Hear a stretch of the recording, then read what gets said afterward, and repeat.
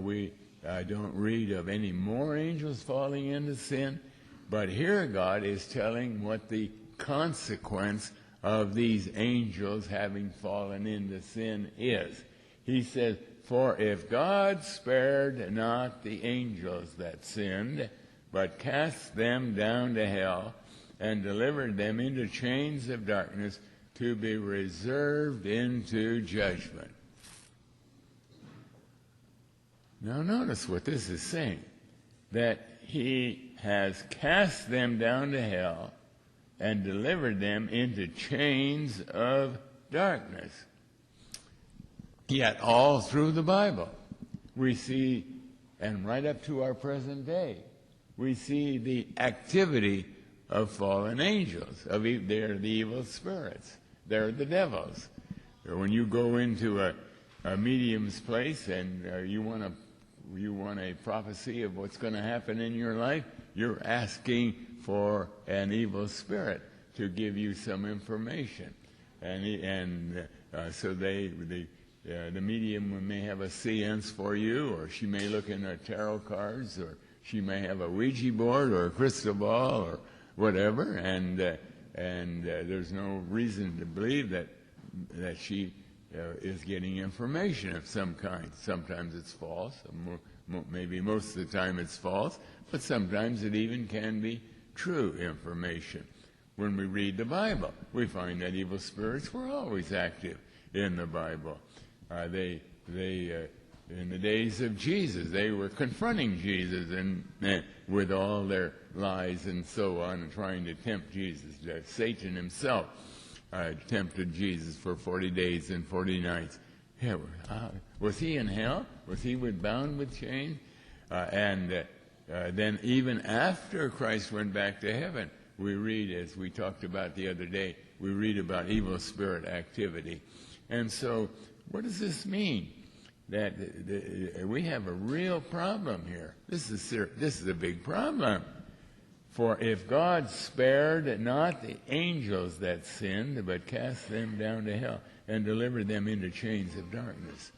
Well, we know that Christ defeated Satan at the cross. And we read we read this the other day, and let me read it again from Revelation chapter 12. We read in Revelation chapter 12, where it says in verse 9, or verse 7, "And there was war in heaven. Michael," that's Christ, "and his angels fought against the dragon."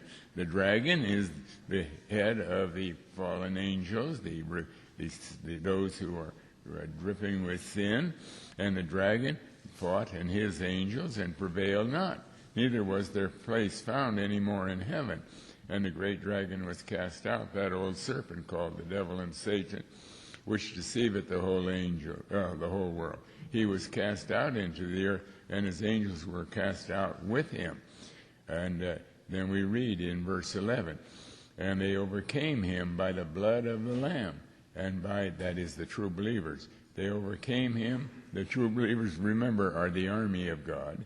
"And they overcame him by the blood of the Lamb, and by the word of their testimony, and they loved not their lives into the death." So something did happen to the fallen angels at the time of the cross. They were, up until that time, they did have access into heaven, and from that time on, they no longer had access into heaven, but they were still active. They weren't in hell.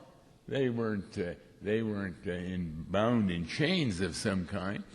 Even as we talked about this too before, Satan was cast into a pit, and that's again a figure of hell, a bottomless pit. He was cast into the pit, and yet Satan threw out, and he was not to be delivered out of that pit until the end of the church age, when he would be taken out to be hired, literally hired by God, to rule in the churches and over the world during the day of during the period of the Great Tribulation. What's going on? How can we understand all this? It's so confusing. It just doesn't seem to fit together. And then on top of it, we read here in 2 Peter chapter 2, God spared not the angels that sinned, but cast them down to hell, just like Satan was cast into the bottomless pit, and delivered them into chains of darkness to be reserved unto judgment. Well, what's really happening? The first thing that has helped us to begin to crack this open, God guiding us, God giving us the wisdom. Believe you me, there's not one of us, certainly not me, that could understand this because of my big mind. It's a little pea compared with the infinite mind of God. And we just have to wait upon Him. But we're living in that day when God said that there will come a time when the heart of a wise man, and that's true of any true believer, will know time and judgment. And this has to do with judgment. And so God is now teaching us these things. And it all comes from God. It's not because of anybody's remarkable mind at all. But here it says, God spared not the angels that sinned, but cast them down to hell. Now the big thing we have learned, that in the past weeks or months, or it's certainly not through many years, just in the last months, we have learned that hell is the grave. That hell is the grave. And the proof of the grave is burial. The fact that Christ, when He hung on the cross, wasn't it enough, as He was demonstrating how He suffered, wasn't it enough that they saw Him with the nails in His hands and His feet, and they saw the soldiers before sundown go through the three men hanging there, and when you were crucified, you died. That was just the Roman method of execution. There was no question that anyone ever came off of a cross alive. And that day, to prove that they were dead, the soldiers went by and they cracked the bones of the legs of the people hanging on the cross to make sure they were dead before they took them off the cross. But when they came to Jesus, there was all the evidence He was still alive. They stuck a sword into His side, and water and blood came flowing out. He's dead. He's dead. Why did He have to be buried then? Why did He have to be buried? Because God has given absolutely proof that He was dead. And you don't put a live person in the tomb. Just keep that in mind. You don't bury a live person. You bury a dead person. And so God really underscored this, that Christ was buried.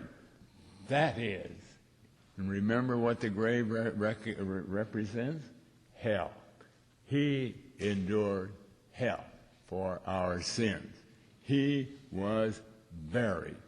And of course that also set up the opportunity for God to demonstrate beyond question that He rose again, that He is the giver of life. But that's not the issue that we're looking at right now. The fact is that when God says that He cast the angels down to hell, that is, they are dead and buried. But they're not dead and buried. We've just went through a whole series of words emphasizing that they're still active right till today. There's never been a time the evil spirits have not been active. But God is indicating that we have to back up. You know, you and I, no matter how we think about it or study it or whatever, have no idea who the good angels are or the bad angels are. We don't even know what very much at all about angels. More than that, we don't know anything about people. There's no way that we can know with absolute assurance that this one or that one is truly saved.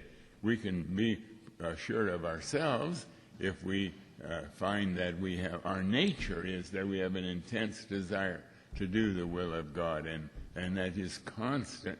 That through that God witnesses with our spirit that we are sons of God.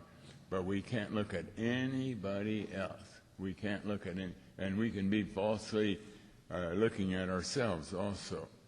But here is the fact that God knows exactly who are saved or who he plans to save or who are not saved, because God did all the work. He knows exactly each angel that has fallen.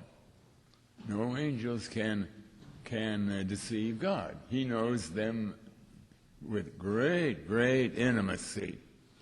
And he is saying here that these angels from long ago already were prepared for hell.